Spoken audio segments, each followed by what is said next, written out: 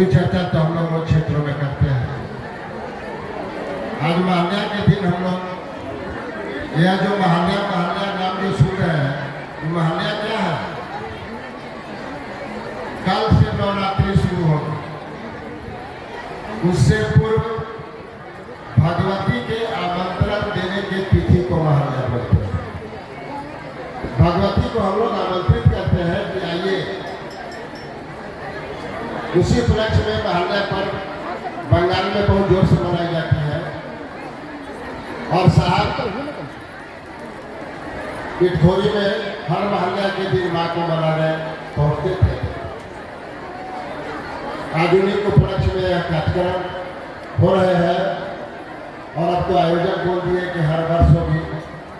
देखिए कब तक ये मैदान लोड लेता है।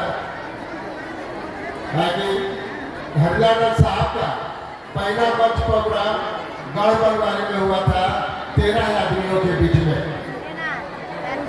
और वहाँ भी यही संकल्प लिए गए थे कि हम लोग हर वर्ष करेंगे, होते भी रहे। लेकिन एक दिन वह मैदान छोटा पड़ गया और वहाँ कार्यक्रम बंद कर दिया गया। चलिए हम लोग यहाँ अभी बहुत खाली मैदान है, जब तक मैदान साथ देगा तब तक हम लोग भी महाल्या के दिन यहाँ आएंगे और यह काम को करेंगे। देखिए आज शिव शिष्टा में कुछ करने जैसा नहीं है। हम लोग दिमाग लगा के इसको थोड़ा खराब कर लेते हैं। हरियाणा साहब ने कहा ये रिश्ता बना, रिश्ता दिल का होता है, दिमाग से नहीं होता। सीधी सी बात। आपको प्रणाम करने के लिए कहा गया है तो आप प्रणाम करिए। शिष्यानुभूति सबों ने पढ़ा है। पहला सूत्र में क्या लिखा हुआ है कि शिव शिष्य होने के जिज्ञासु। तो आप जिज्ञासा रख के दया मांगेंगे तो गुरु की दया होगी। हम लोग तो शिष्य होने की जिज्ञासा रख के दया ही नहीं मांगते। हम लोग तो जगत की जिज्ञासा रख करके दया मांगते हैं। अरे शिष्यानुभूति में बिल्कुल अंदर का साफ सब कुछ लिखे गए हैं। सहारा लीजिए तो उसका कि शिव शिष्य होने की जिज्ञासा लिखा हुआ है। तब है ना कि हे शिव आप मेरे गुरु हैं, मैं आपका शिष्य हूँ, उस शिष्य पर दया कर दीजिए। तो इस मंशा से दया मांगी जाए।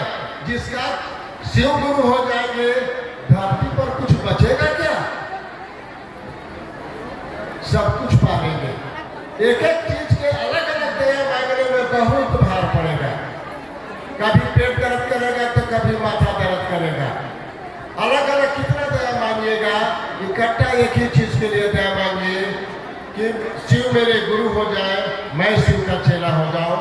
यही जिज्ञासा के साथ तो तीनों सूत्र तो इतनी सुंदर साधन है कि शिव बनाने की ताकत रखता है और उससे सौभाग्यशाली हम लोग कम नहीं है कि युग पुरुष के रीजन में हम लोग पैदा हुए और उनके सभी रहते हुए शिव को अपना गुरु बनाए।